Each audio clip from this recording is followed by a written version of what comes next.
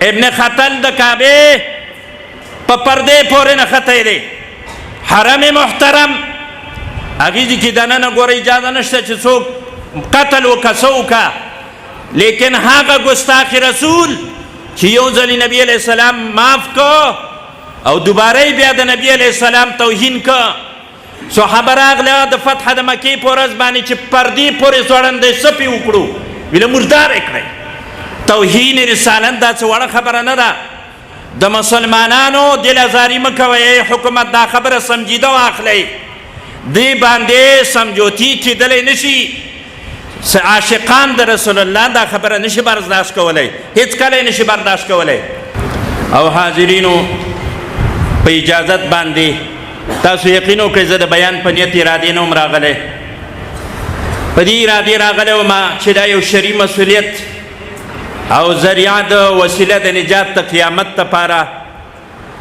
دلته موږ ته حاصله شي د یو متفق عقیدې د حفاظت او د هغې نه د دفاع دپاره دلته یو مجلس د علاقې علماء کرامو ائمه عظامو قرا حضراتو شورای مجلس ماشوخیل الله دې د دوی په زندګۍ کې عمرونو کې عملونو کې برکتونه واچي الله دې د دوی دا شورا همدغسې برقراره تر ډېره وخته پورې الله قایم او دایمه لري دو دا پروګرام جوړ کړی دی موږ د کابرینو د بیاناتو د اورېدلو په اراده راغلي وو په دې اراده راغلي وو مسلمان ته موږ هر جمعې کې بیان وکړو چې چېرته د ختم نبوت اواز اوچتېږي هلته ځان رسوئ او په دې باندې به د آقای نامدار محبوب عربي صلی الله علیه وسلم شفاعت ځان ته حاصلوئ نن په هغه ملک کې چې د کلمې په نام باندې جوړ شوی و علماء کرامو عظیمه قرباني ورکړه او ډېر سخترین حالات کې یومن بعد یومن د ځینې خلکو د خوا د کفر او د ارتداد دعوې اوچتېږي د خدایي په هغه باندې هم څوک پاتې نه شو بله ورځ یې دعوې باندې هم چا بریک ونیو بله ورځنه یې د 400 مرتد ځینې خلک دا سوچ کوي چې د نبوت دا وکړه نه نبوت خو یې وکړه دې مرتد بالله د خدایي دعوه یې وکړله تاسو د هغه الفاظو ته فکر نه و خدای دې شیانو ته لته ورکول عیاذ بالله په 3 جهتونو باندې کافر تاسو ته مولانا مفتی اجاز احمد حقانی صاحب د دغه مرتد قیدانی تاریخي طرف او نقشه درته ډیره بهترینه واضحه کړه او داغه دعوی باطله په ډیر سمجیده او ښایسته الفاظو باندې تاسو ته داغه در جوار چې کوم خرافات او باطل عقیده کله یو خبره کول او کله بله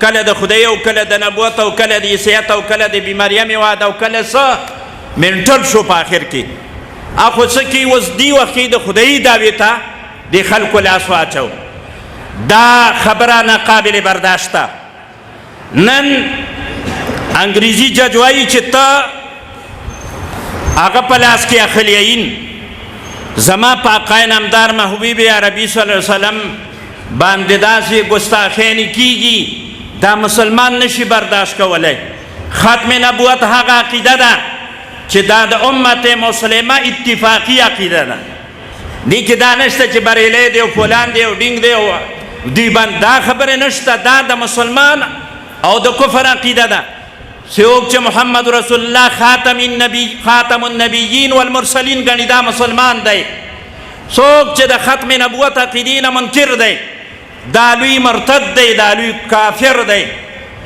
دغسې مسله ده دا د اسلام او د کفر په منځ کې بېلونکې مسله ده د مسلمانو دلازاري مه کوئ ته خو علاج نه کوي چې کوم علاج رسول الله په زمانه کې خپله د خلکو رسول الله کړی و او د رسول الله توهین رسالت دا هغه جرم دی محمد آیات کریمه د سورت عذاب قاری سے مبارکه خله د مبارکه باندې الله برکتونه جبه باندې واچي بار بار د مسلمان زلور باندې باغ کېده په زرین په مبارکه جبه باندې داغه بار بار تلاوت په مختلفو قراتونو باندې یو دا آیات نه 110 آیتونه دي د قران داول نه تر اخره پورې په عبارت تنس اشارت او دلالت تنس باندې 110 آیتونه دي چې هغې نه ختم نبوت ثابتېږي.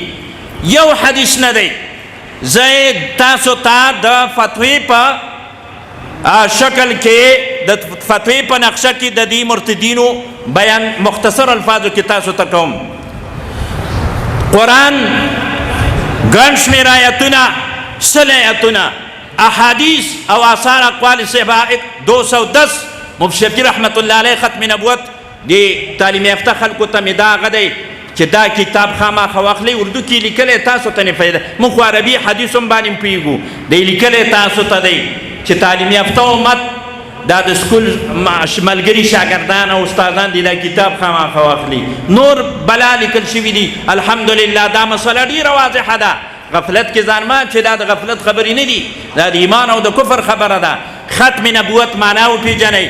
ختم نبوت معنا دا ده چې نوی وحی نه راځي، نوی پیغمبري نه راځي. دا حدیث مبارک چې ما ولوستل دی کې فلا نبی بعدی ولا رسول بعدی. رسول هغه پیغمبر ته وایي چې د کتاب او د شریعت والی. نبی هغه پیغمبر ته وایي چې د بل پیغمبر د کتاب تابعداري کوي، په هغې نقش قدم باندې رواني. نو کتاب او بی کتابه پیغمبري ختمه ده، هر قسمه پیغمبري ختمه ده. مرزا غلام چې کوم د نبوت قسمونه بیانوي، د صدر اول د اول زمانې د اسلام نه راواخله تر ننه پورې تحریفات کوي، د ځان نه منګړت تعبیرونه کوي. بروزي پیغمبر او ذلي پیغمبر او پوټیسټک پیغمبر بلیا چې وي د کمکلې بچیا د سوري پیغمبري او دا دغه شان دی او دا دغه پوټیسټک دی. پیغمبري کې دریوال هغه نه چلیږي او دریوال شي خدای پاک نه خوښوي. نه پیغمبران دریوال دا غشتري، نو نور عملونه که نمبر 2 عملونه یې الله نه قبلوي. بهرحال او نه یې مني. بهرحال نو دا چې دی کوم تحریفات کوي دا سراسر د امت مسلمه د اجماعي تفسیر نه خلاف دي. لکه خاتم النبیین او خاتم النبیین. خاتم د معنا ختم کوونکی او آخر د پیغمبرانو. خاتم یو معنا دا ده چې مهر د پیغمبرانو، بل تفسیر دا چې آخر د پیغمبرانو. دغه ترجمه د محمد رسول الله صحابه کرامو تابعین نظامو نه رانقل ده. نورې ترجمې پکې هغه نه کوي. نبی کریم صلی الله علیه وسلم موږ ته مخکې پیشګویي کړې ده د ثوبان رضی الله عنه په حدیث کې، ترمذي او ابو داود حدیث دی. زر دی چې 30 دروجن پیغمبران به راځي. د نبی علیه السلام په زمانه کې هم مسیلمة الکذاب یا اسود عنسی دا مرتدینو دا دعوه د پیغمبرۍ کړې وه، او نبی علیه السلام صحابه کرامو د دوی په هغه باندې د څپلۍ کولو دپاره ختمولو دپاره لیږلي وو. او نبی علیه السلام په خپل ژوند کې دا فیصله پرې ورکړې ده. دا الله او د رسول الله فیصله دا ده د ګستاخي رسول او که څوک ختم نبوت عقیده نه مني هغه دپاره ژوند نشته. یا به د ختم نبوت په عقیده کې راځي هغه به مني. نو دی خبرو ته متوجه اوسئ. نبی علیه السلام ویلي چې دا به راځي، څه په هغې زمانې کې راغلی، څه په دې زمانې کې لګیا دي. خو ویښ بیدار اوسېږي. یو سازش دی عالمي د یهودیت او عیسیت د خوا نه یو پرچار دی. دا خلک د بلې خوا نه را دیکه کېږي، پیسې ورکوي.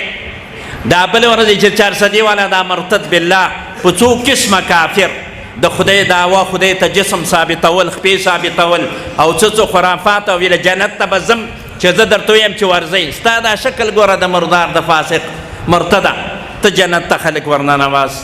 خبر تقدیر دا یو سازش دی.